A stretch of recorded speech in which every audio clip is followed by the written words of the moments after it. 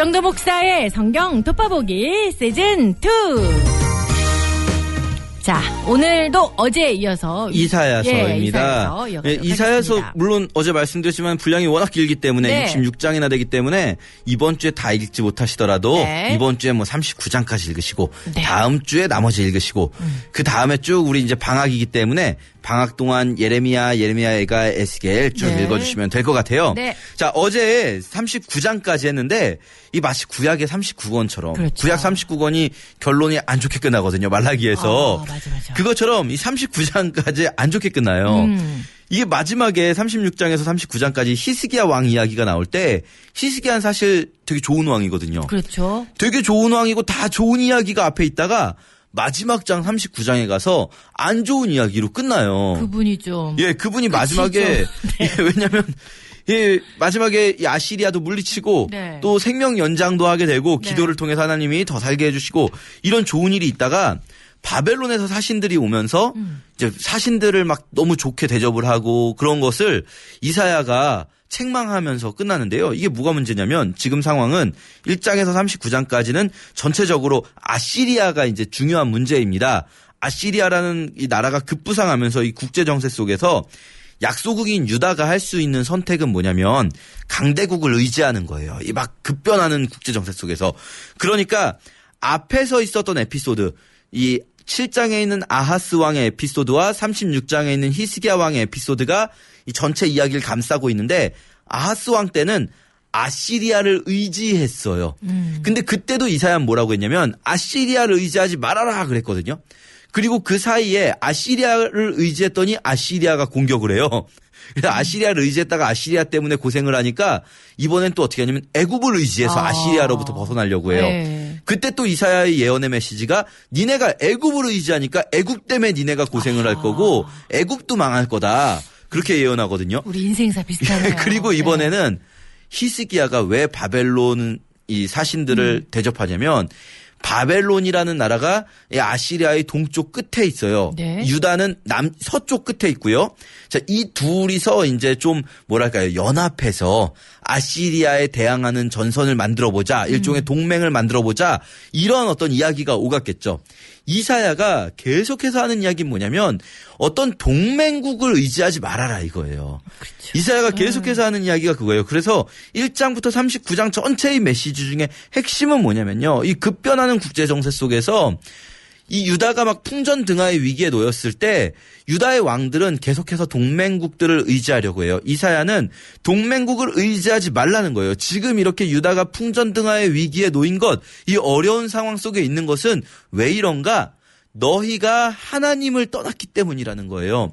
너희가 구체적으로 말하면 정의와 공의를 버리고 이웃사랑을 버렸기 때문에 지금 이런 상황이 온 거다. 그러면 동맹국을 의지해서 지금 상황을 벗어날 게 아니라 오해하시면 안 돼요. 무조건 어떤 국제관계의 동맹이나 외교가 나쁘다는 게 아니라 네. 다른 상황에서는 우리가 외교적인 방법도 얼마든지 할 수 있고 이스라엘도 그렇게 한 적이 많은데 지금 이렇게 특수한 상황, 이 특수한 상황이라는 건 신앙을 떠났기 때문에 종교는 화려하나 신앙을 버린 이 시대 때문에 하나님이 이런 상황을 주신 거라면 이때 너희가 해야 할 일은 회개하고 주님께 돌아가는 것이지 동맹국을 의지하는 게 아니다. 이게 이제 이사야의 기본 메시지고 예레미야도 마찬가지인 거예요. 뭐 애굽을 의지하지 말아라.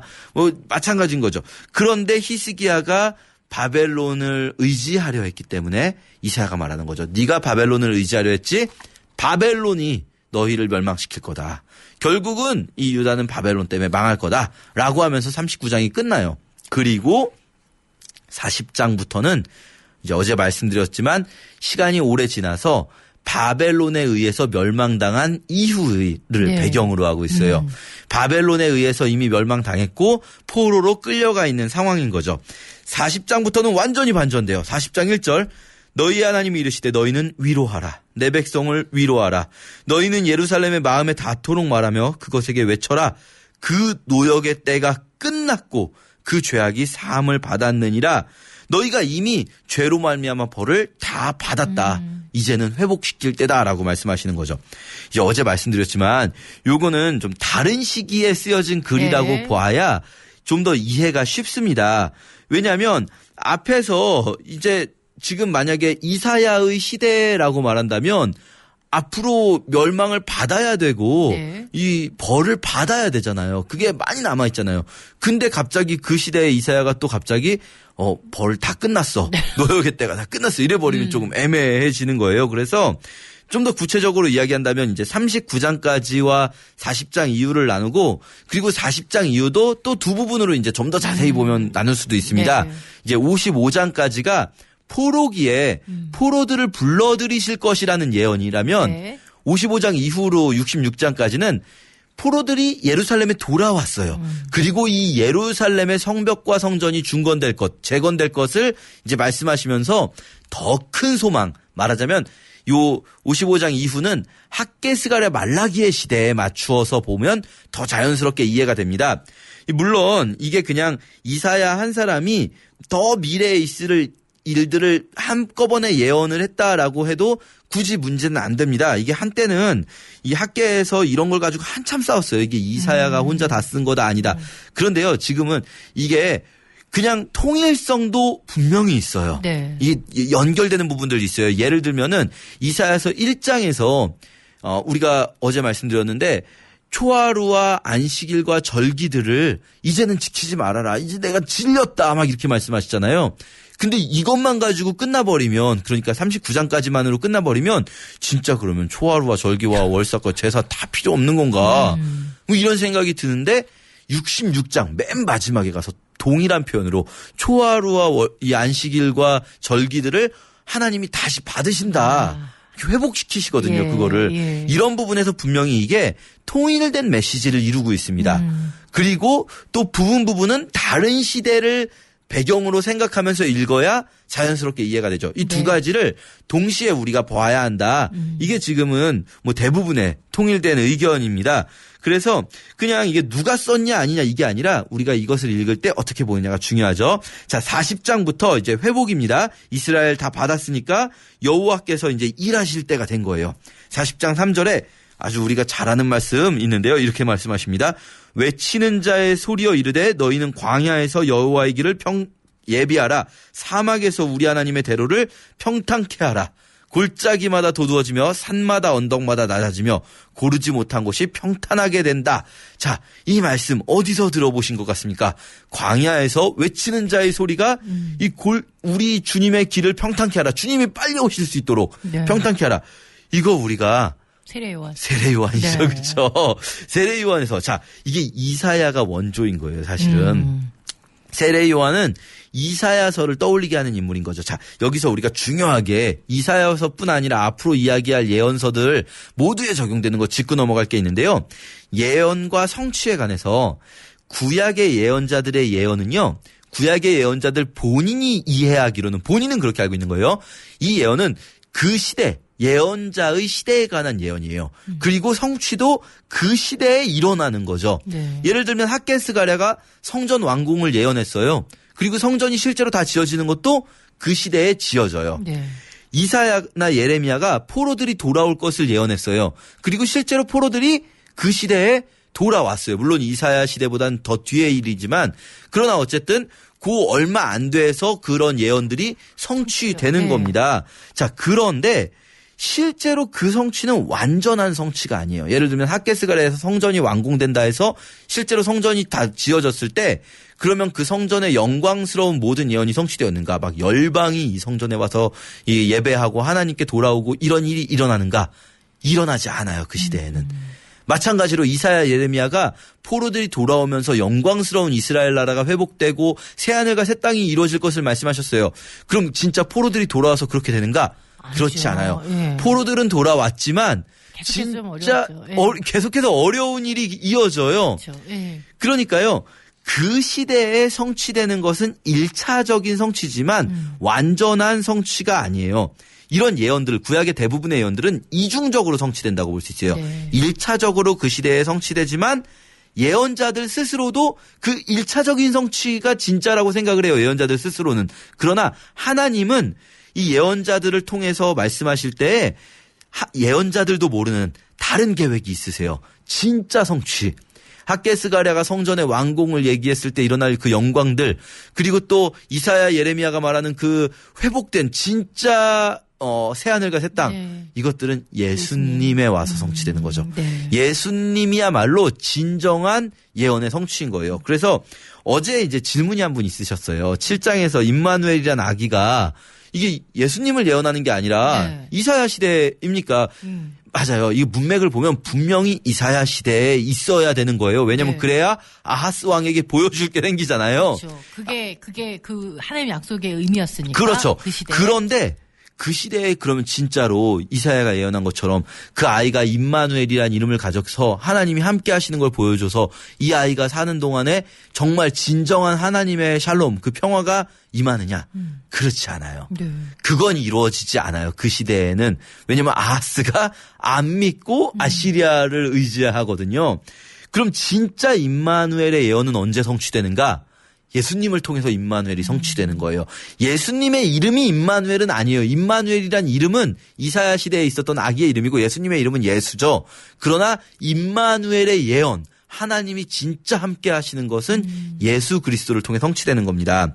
그리고 이제 어제 질문이 뭐였냐면 처녀가 아기를 낳았으면 그 당시에 이제 돌 맞아 죽을 일 아닙니까? 그렇죠. 그리고 처녀가 아기를 낳는 거는 예수님이나 가능하지. 그렇죠. 네. 이게 말이 안 되거든요. 네. 사실은요. 맞아요. 여기서 처녀라는 단어는요. 사실 이 알마라는 히브리어는 미혼 여성을 의미할 수도 있는데 그냥 젊은 여성일 수도 있고요.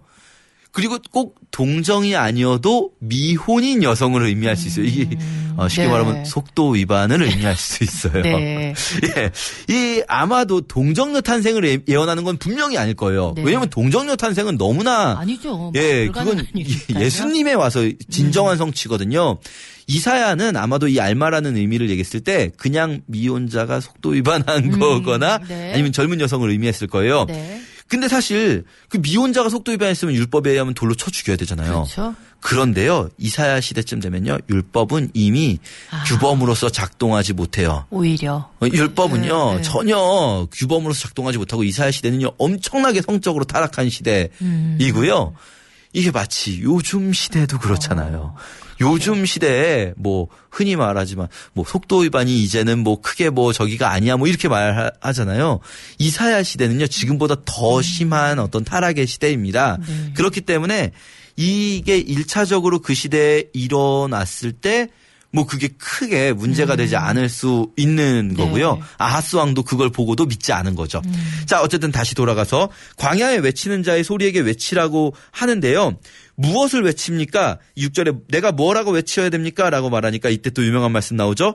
풀은 마르고 꽃이 시드나 우리 하나님의 말씀은 영원할 것이다 라고 외치라는 거예요. 네. 자, 어떤 말씀이 영원할 것이냐? 너희를 회복시킬 거라는 하나님의 말씀은 반드시 이루어질 거라는 거예요.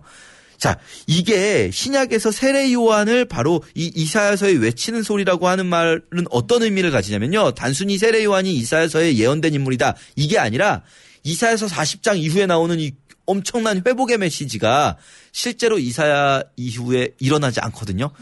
이걸 회복돼서 포로들은 돌아오지만 네. 이런 정도의 진짜 영광스러운 회복은 일어나지 않아요. 그게 이제부터 시작된다는 거예요. 바로 세례 요한이 바로 진짜 이 광야에 외치는 자의 소리고 세례 요한을 통해서 오시는 예수님이 바로 진짜 영광스러운 분이다. 그래서 이 이사야에서 이렇게 막 두려워하지 말아라. 반드시 이 푸른 마르고 꽃이 시드나 우리 하나님의 말씀이 이루어진다. 이거는 바꿔 말하면 뭐냐면요. 이게 이제 40장부터 44장까지 엄청난 위로의 메시지가 막 쏟아지거든요. 이게 이런 말씀을 하시는 이유는 거꾸로 생각하면 백성들이 안 믿는 거예요. 백성들이 뭐라고 하냐면 우리 주님은 우리를 떠났어. 우린 더 이상 소망이 없어. 이렇게 말하니까 막 주님이 말씀하시는 거죠. 너는 알지 못하냐, 듣지 못하냐. 영원하신 하나님 여호와 땅끝까지 창조하신 이는 피곤하지 않고 곤비하지 않으시고 피곤한 자에게 능력 주시고 여호와를 앙망하는 자에게 세임 주셔도 독수리 날개쳐 오른같이 세임을 주실 거다. 너희에게 주님이 지치지 않고 힘을 주실 거다. 막 그러면서 이스라엘아 두려워하지 말라. 내가 너를 나의 의로운 오른손으로 붙들리라. 놀라지 말라. 나는 너의 하나님이 되리라. 내가 너를 굳세게 하리라. 이 말씀 우리 잘 아시는 네. 말씀들이 바로 여기에 다 몰려 있어요. 이게 예수 그리스도를 통해서 성취된다는 거죠. 자, 그러면서 이제 45장부터는 어떻게 하나님이 회복시키실 거냐 여기서 고레스 예언이 나와요. 네. 고레스는 나를 알지 못하지만 내가 사실은 고레스를 통해서 이 모든 일들을 하는 거다. 그리고 이제 46장에 48장까지 바벨론이 멸망할 걸 예언하죠. 바벨론 무너질 거다. 이 바벨론 뭐라고 하냐면 이 바벨론이라는 사람들이 나밖에 없다. 나 외에는 아무도 지혜 있는 자가 없다라고 외치는 그 교만한 바벨론 무너질 거다. 이 말씀이 지금 우리에게도 의미가 있는 건 뭐냐면 바벨론이란 나라는 이제 없지만 지금도 우리가 최고의 지혜를 가지고 있다. 우리의 이 과학 문명 이런 거 최고다라고 말하는 우리들이요. 하나님 앞에 무너질 수 있어요. 그러니까 이 바벨론은 반드시 무너집니다. 나뿐이라 나 외에 다른 이가 없도다 하는 바벨론 반드시 무너지고요. 그리고 비로소 49장부터 정말 중요한데요. 메시아 예언이 시작됩니다. 네. 여기서부터는요. 예수님 생각하고 읽으시면 이게 예수님 예언이구나. 메시아 예언이구나. 충분히 이해하실 수 있을 거고요. 그리고 56장부터 66장까지 영광스러운 새하늘과 새 땅의 그 영광스러운 환상 그것들을 보게 하시는 거죠. 우리 이렇게 이사야서 후반부 함께 읽으면 좋겠습니다.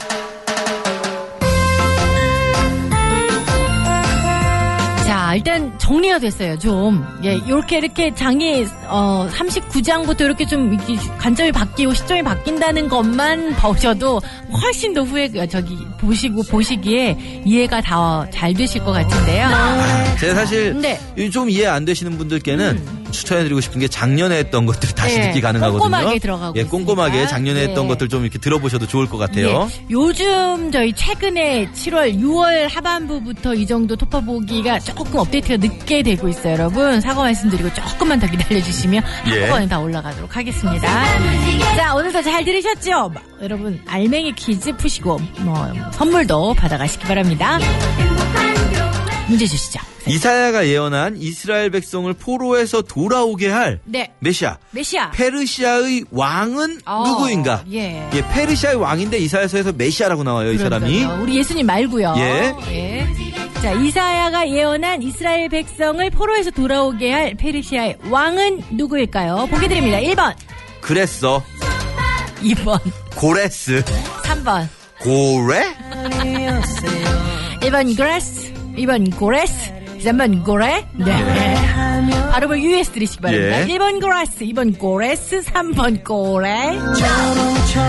정답하시는 분들 우물장구 330 단문 50원 장구전 유료 문자 카카오톡 대전극동방송으로 지금 빨리 보내주시기 바랍니다. 보고 싶은 주님 교회로 달려가